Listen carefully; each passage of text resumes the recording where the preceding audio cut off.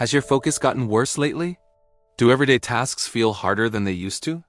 Do you find it impossible to stay motivated or even just be present in your own life? There's a very specific reason for this, and it's not what you think. Your brain wasn't designed for the world you're living in.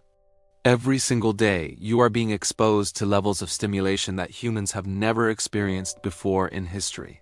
This isn't about blaming phones, and it's definitely not about laziness. This is about dopamine and the way high-stimulation digital content, especially sexualized content, is secretly rewiring your brain's reward system without you even noticing. Today, I'm going to show you the hidden cost of this content. And once you understand how this feedback loop works, I promise you, your entire life is suddenly going to make sense.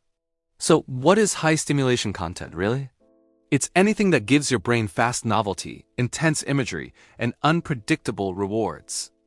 It triggers rapid emotional spikes, constant switching, and extreme dopamine peaks in a matter of seconds.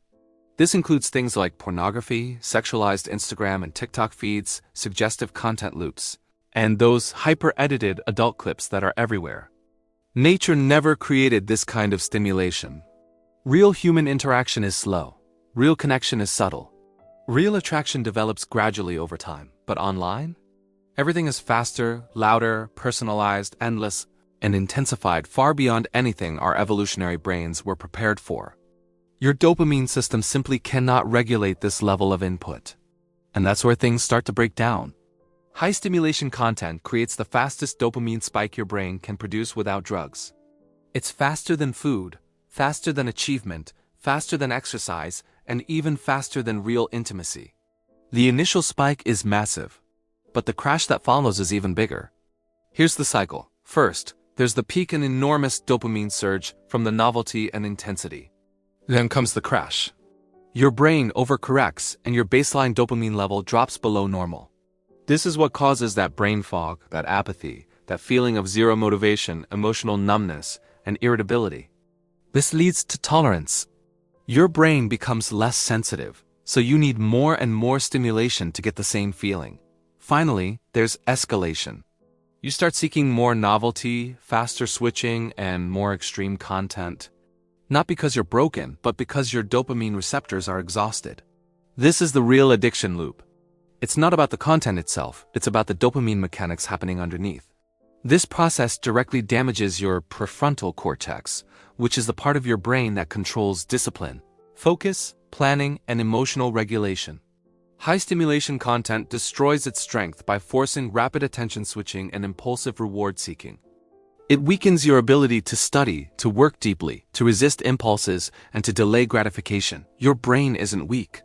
It's just completely overstimulated. And this has serious real-life consequences. You might notice a loss of interest in real relationships because real people just can't compete with digital exaggeration.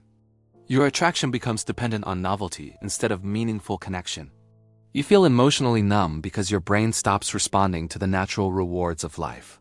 You have zero motivation, you feel that constant mental fog, and you might even start to withdraw socially because scrolling is just easier than real interaction.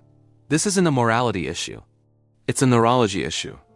Before we talk about how to fix this, I want to share a story from a guy named Jason. He's 33, from Texas. He said, "I always thought high-stimulation content wasn't affecting me.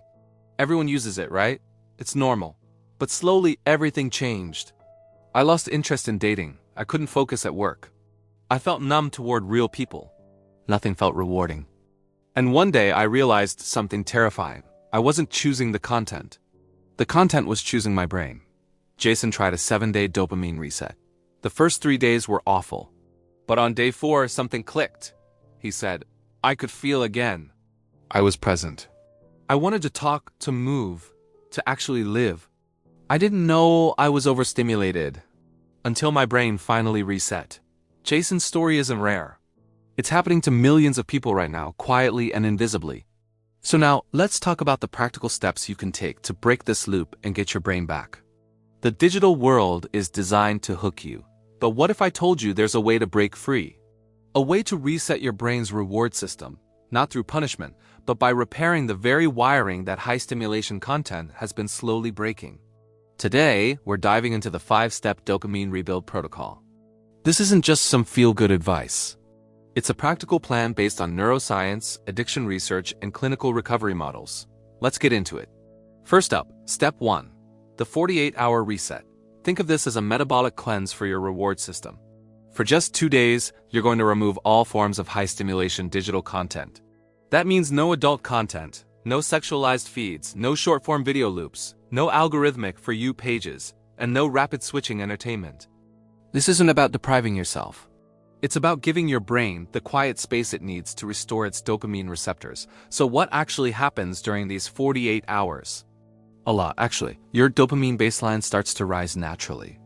The sensitivity of your receptors begins to normalize. Your prefrontal cortex, the part of your brain responsible for decision-making, starts to regain control. Those intense urges? They can lose 30 to 40% of their strength. The mental fog begins to lift. Your motivation sees a slight improvement, and your stress hormones stabilize. In neuroscience terms, you re-cutting out the dopamine noise, so your brain can finally hear its own signals again. Most people are absolutely shocked at how different they feel after just 2 days. This is the crucial reset that kickstarts the entire recovery process. Now for Step 2, movement before screens. This is your natural dopamine activator. Before you expose your brain to any digital stimulation, especially in the morning, give it just 2 to 5 minutes of physical movement. Why? Because movement is a powerhouse. It increases dopamine release, but it does so gradually and sustainably. It also activates norepinephrine, a chemical crucial for focus, and boosts blood flow to your prefrontal cortex.